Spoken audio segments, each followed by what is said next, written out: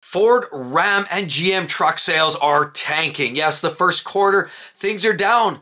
People are mad. Buyers don't want to buy it. They've literally broken their backs with some of the pricing that we've seen in the last couple of years. And some of these trucks and these manufacturers, we know Ford's been really trying to jack up prices. Now here's another truck. Let's check out the sticker on this one here. This one looks a little more dressed up. We have a Super Duty. And of course, this one does look a little more polished than that work truck. We have nicer wheels. This is a 350 Lariat. Of course, this is more dressed up. And what we're looking at is Super Duty here, and it's listed on $107,000. Stellantis is really out of control, and now they're starting to pay the price for that because they're not selling vehicles. And literally, some of their pickup trucks are sitting on the lot for at least twice as long as any of their competitors. GM's also sales are slowing. Everybody's sales are slowing. These truck dealers, these Chevy truck dealers and GM's are filling up the lots, and they just can't sell these vehicles. They can't sell the SUVs. They can't sell the pickup trucks. What is going on? A lot of the reason because a lot of these big three OEMs have been literally pricing, loading up these features on top of these pickup trucks, and obviously trying to sell vehicles with maximum margins. And they've literally been giving up the idea of selling smaller, more cost-effective vehicles in the last couple of years. But guess what? Customers are finally done. They're broken. They've had enough. And they're waiting and looking for vehicles. And why do you think the Ford Maverick is so popular right now? It's small, it's more cost effective. It's also easy to run because it comes with a little four-banger, and as well, it also has a hybrid drivetrain. So it's an easy vehicle to own from a day-to-day perspective. It's not a fuel guzzler, and it certainly is much cheaper to buy to own right away. But sales have been down in the first quarter, and it's starting to show. The big three are out of touch, and some of these manufacturers are starting to feel the burn.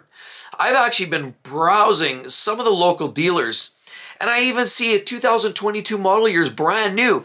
They've slashed it down to almost giveaway prices. Now, this isn't all negative news. This is negative in some ways for some of the big OEMs. They're scrambling. They're trying everything. You know, March Madness and all these special truck events, trying to give all sorts of incentives and zero this and zero that and 2,500 off and all these things. But as I scour the classifieds and I've been watching some of the dealers, we're seeing brand new 23s and 24s with $6,000, $10,000, $12,000 discounts. Yes, and I've seen vehicles slashed even more than that in certain situations. So clearly, these dealerships are starting to lose their shirts. And customers are really just looking more for a more cost-effective way to get into truck ownership. As a matter of fact, in a lot of cases, they're just saying, I don't even need a truck. You know, I even personally run a 2003 Ram. I don't need anything new. I kind of run through my mind, what does a new $90,000 pickup truck do that my 03 doesn't do? Okay, sure, it's got the big, 18-inch screen. Okay, I don't have that. That's okay. Don't really need it. You shouldn't be distracted driving anyway. I don't have leather, but leather looks like crap after 80,000 miles anyway. I don't have a sunroof. That's okay. Not really that sunny here in Canada here all that long. So I'm not worried about a lot of those features. A lot of it's knickknacks and technology I'm just not signing up for.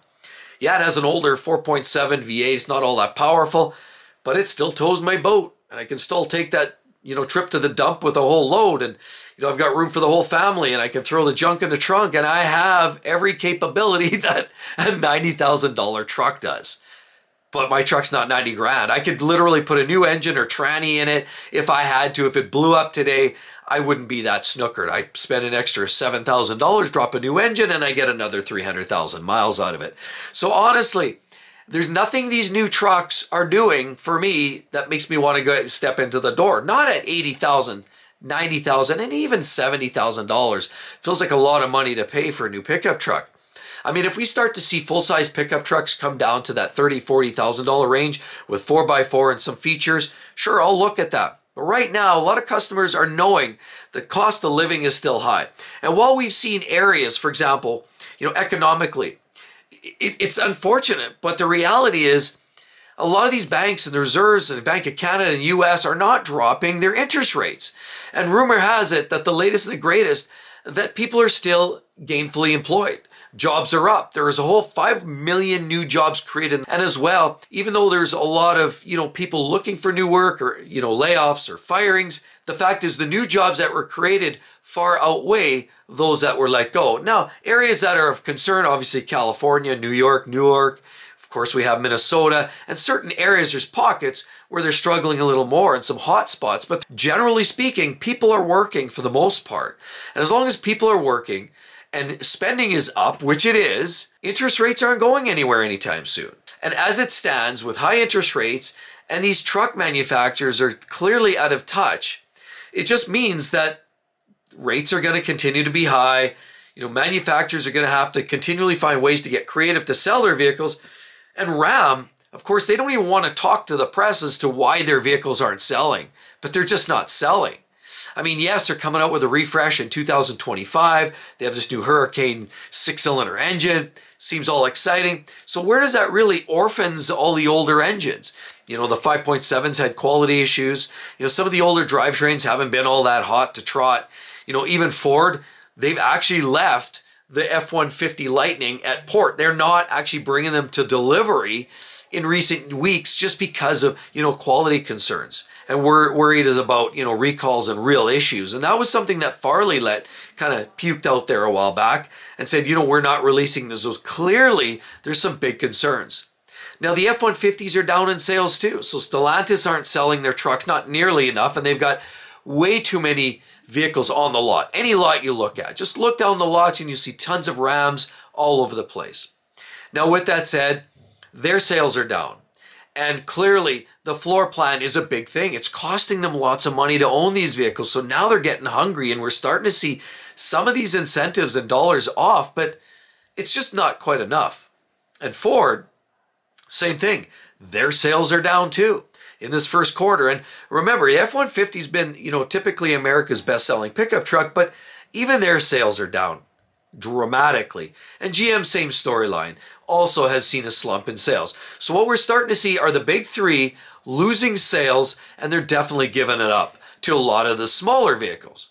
And a lot of, have you heard lately, Ford is actually looking at projecting another layoff of somewhere between 2,000 and 3,000 employees here in Canada in the electric vehicle plants. That's right. They're pretty much going to skid it down to a skeleton staff here. This is the latest and the greatest. More layoffs. And they're saying instead of creating these EVs or these Ford EVs in up 2025 and sort of scale up, they're going to hold off and wait for improved battery technology, battery manufacturing. And they're even saying that they're probably going to push that out at least until 2027, possibly beyond. So there's a little time frame there, and that just means more layoffs, more people looking for new work. GM, same problem. All the stocks are down. Everybody sees it. You know, economists across the globe are seeing, you know, the investments are becoming a little more volatile, a little riskier, especially the big three that have traditionally put all their dollars and eggs in one basket with the internal combustion engines. So as the transition to EVs happens, you know, a lot of people are struggling with making that move. A lot of people don't want it, so they're looking for something halfway. Hybrid. Well, Ford's got that covered with the Maverick. But where are the other two guys? We know GM struggled obviously with the Blazers, and there's some of their smaller electric vehicles, even specifically on the SUV side of it, and even some of the Canyons, Colorados, because of some quality control issues, programming, firmware updates, software updates with some of their infotainment systems have been crashing and causing lots of problems and many trips to the dealer. So there's nothing short of quality control issues with the big three. GM, same problem, 6.2 liter lifter engine issues, transmission issues, you know, transfer case problems. I've heard problems, either interface, Apple CarPlay problems. The list of problems goes on. And the reputation of quality control problems just continues to hang out there and create these challenges for the big three to continue selling vehicles. Consumers are not okay with spending 80 grand and then having a pile of problems. They're literally not. For example, Ram pickup trucks, their sales have dumped in the first quarter by about 15%. 89,000 vehicles, yeah, that's all they really sold in the first quarter. That's a pretty substantial hit, 15% of your business. Nobody likes to see that sort of projection, and it's happening. Floor plan costs are going up, sales are going down, some of which because of the quality problems, and of course, because the imminent 2025 model years, and as well, people are just broke and they don't have the money. So you can only squeeze blood from a stone for so long until it's dry. And so that's what's happening. But what about Ford? Ford dropped about 10% of their sales, down about 152,000 units is all they sold in the first quarter. And what about GM? Well, their sales are down too, unfortunately. But this isn't all bad news. I mean, when you have extra inventory sitting on the lot, that actually just means that these OEMs are that much hungrier. And when they're a lot hungrier, you're probably going to get a better deal. And that's the general underlying theme here. So if you're in a position where you're ready to buy and you have some money down, remember, always have the more, at least 20% down, and try to keep your payments down to under 4 years time frame. But if you're able to make that monthly payment work, or even a better to pay cash and eliminate that interest charges altogether, you're actually in a better spot, because now we're starting to see opportunities for amazing deals. Remember, cash is king, but also remember that the more inventory that you see around, typically the better bargaining power you have. GM's a beautiful truck. They make some gorgeous rides and they ride nicely. It's so basically a Cadillac with a pickup box. But at the end of the day, they're not selling enough anyway. They're not selling enough to satisfy the intent of what the manufacturer's trying to push these out to market. People just aren't buying them. They're not satisfied. And as a matter of fact, the worst to the best, we're talking about Rams that have about 101 days of supply across the market. Well, the Chevy Silverado has about 84 days supply and 61 days for the light-duty F-150 pickup trucks. We know that they're the best-selling trucks, but they are down and they're slumping on sales. So you're going to have probably less of a bargaining chip with the Fords, as you would say with the Rams, Stellantis. And there's lots of deals. I'm seeing all over 10 grand, $15,000 off of Rams. It's almost at a point where it's, maybe it's getting close to that time. It's honestly, I really will say that. And I say that on a positive note for people that actually do need to buy a pickup truck, that this is the time to start looking. Now, I'm not saying rush out there, because clearly prices are still high. They're still elevated. But if you really dig into it and you start going through the sites and realizing how much is knocked off the top. Now, granted, we know prices have been highly escalated. They've been ballooned for the last 3 years, but you're starting to see some of that recede again, and prices are starting to stabilize a little bit. Now, inflation's a normal part of living, and, I think I'd be personally in denial if I assumed that, the truck I paid for 10 years ago is going to be the exact same price today. I wish that were the case. That's not the case. When we talk about inflation, 2, 3, 4% year over year, ideally 2% year over year, you're going to naturally have a natural increase in cost. It's just that costs have gone way out of control, and dealers, and I believe that a lot of people have really taken advantage of the buyers. It was a total frenzy, a buying frenzy. And that's why people were just overspending, ruthless. Dealers weren't willing to negotiate because people were they were lined up to spend the money. But now we have stabilized. And now we have much more supply, because it is definitely much more of a supply type market now, and far less demand. And so if the demand's out there and you have a big supply, that leaves the door wide open for huge negotiations. As I say, right now Rams definitely offer up lots of great deals, but they're hemorrhaging. They're definitely hemorrhaging, and they're trying to sell their vehicles. And now they're snookered in a tough spot where they can't sell what they've got, and they're transitioning to the new model year.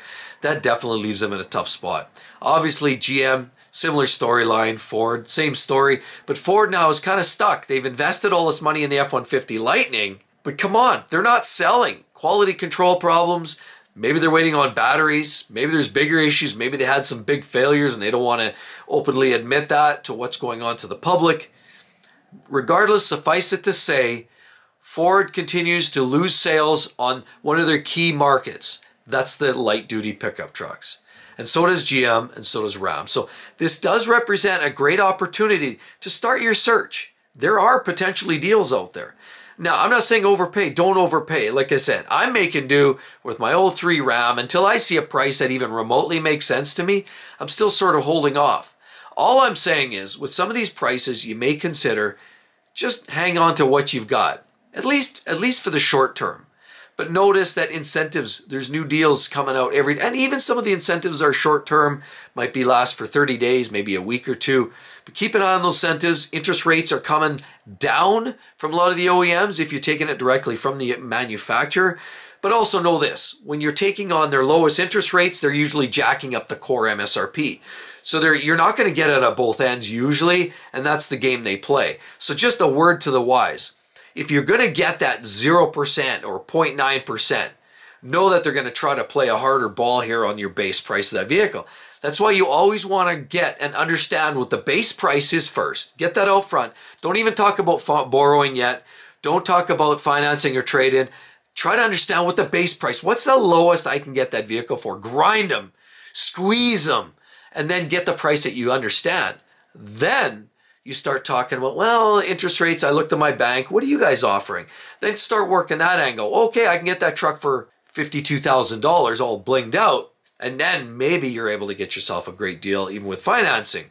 Then at the end, of course, bring in the conversation about your vehicle if you think you can get what you want, or if it's a real problem and you just want to unload it, that might be an opportunity to do that. So again, the dealers are struggling, they're stressing out, they're trying everything to try to sell vehicles. And yes, I know, I've read the comments, and a lot of you have been out there sort of starting to kick tires, looking around at your local dealers, and many of you have commented that sales just aren't necessarily worthy yet because prices aren't necessarily where they should be. You know, they've gone up 60%, 70%, but they've come down 10%. So a lot of people just aren't ready to buy yet.